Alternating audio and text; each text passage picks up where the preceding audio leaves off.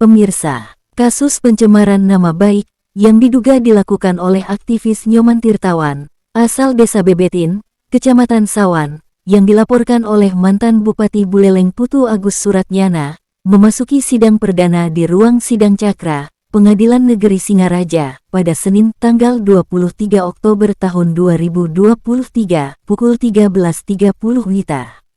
Sidang dipimpin oleh Ketua Majelis Hakim, I Gusti Made Juliartawan SHMH, dengan Hakim Anggota, I Gusti Ayu Kade Wulandari SH, dan Ni Made Kusandari SHMH.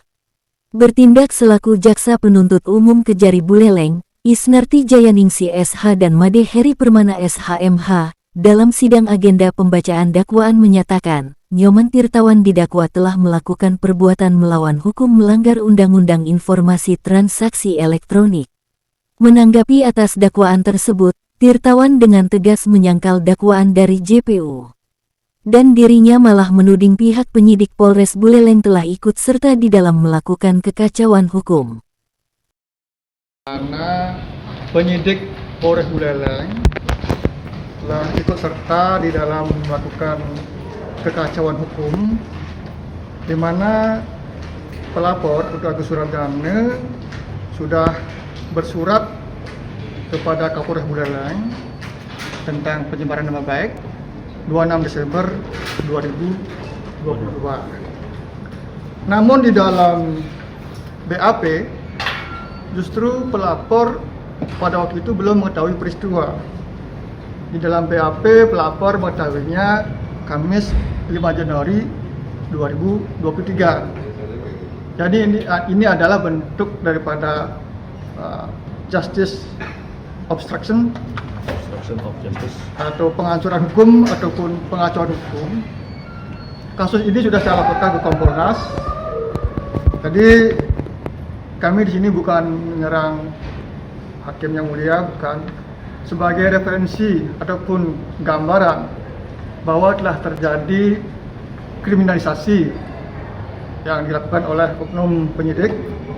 Bahkan laporan kami 5 April 2022 melaporkan saudara waktu itu Bupati Putu Agus Suratnyana, penyidik Polres Buleleng melakukan penghentian penyelidikan. Padahal di dalam KUHP penyidik diberikan kewenangan tugas untuk melakukan penyelidikan pengumpulan data. Namun di sini penyidik justru mogok ataupun melawan KUHP. Nah, laporan ini sudah ditindaklanjuti oleh Kompolnas. Semoga juga segera oknum penegak hukum yang mengabaikan etika hukum.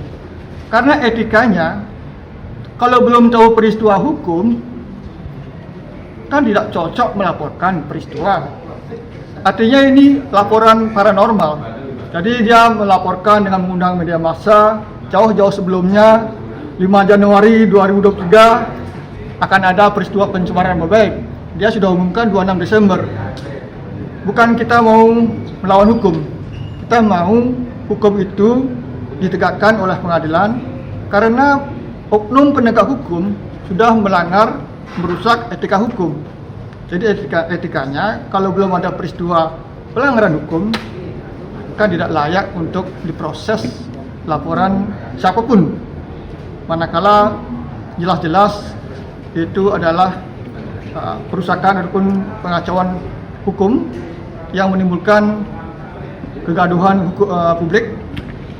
Sehingga di sini saya sekali lagi mohonkan agar Kompolnas sesegera mungkin memproses daripada oknum penyidik Polres Buleleng yang notabene semestinya menegakkan hukum justru membuat kegaduhan ataupun kekacauan hukum.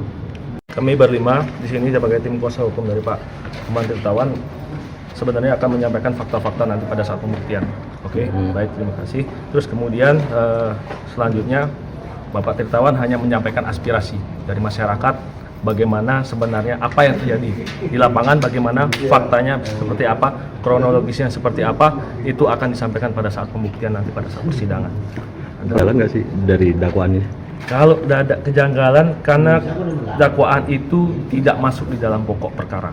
Dakwaan itu hanya mengedepankan apakah error in persona, dakwaan itu kabur, apakah kesalahan dalam identitas. Jadi proses pokok perkara itu akan dibuktikan dalam proses pembuktian. Kalau untuk saksi-saksi nanti dari mana? Saksi-saksi kami sudah siapkan semuanya, Termasuk dari warga. termasuk dari warga-warga yang berkeberatan atas permasalahan tersebut. Termasuk bukti dokumen otentik. Betul, juga. Jadi bisa saya tambahkan kalau dari kuasa hukum kenapa kita tidak masuk ke eksepsi itu tadi yang sudah disampaikan bahwa itu adalah pokok perkara. Nanti kita akan buktikan dalam pokok perkara itu sesuai dengan agenda sidang yang tadi kan hanya pembacaan dakwaan.